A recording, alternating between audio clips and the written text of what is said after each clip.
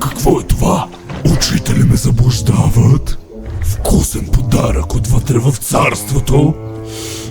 Няма да откажа. Вау, приятел, не сме храна, не сме бомбони, нищо от това не искаш да ми ядеш. Не сте бомбони? Как трябва да ям нещо, което не е бомбони?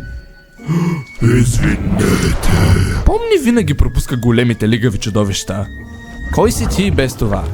Аз съм Фъджът.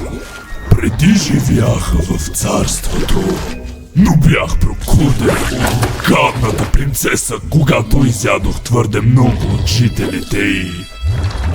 Беше толкова вкусно. Понякога ги чувам, говорейки ми.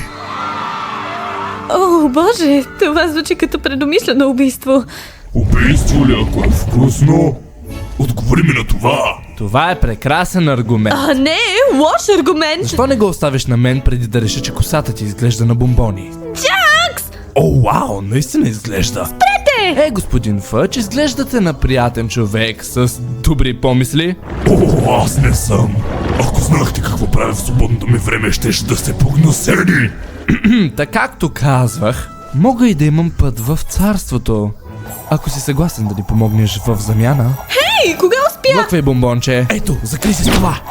Ти трябва да си някакъв майстор на отключването на неща. Дошъл да ме освободи от външния ми затвор. Това съм аз. Само трябва да ни помогнеш да изкараме едни мръсни бандити пред справедливостта.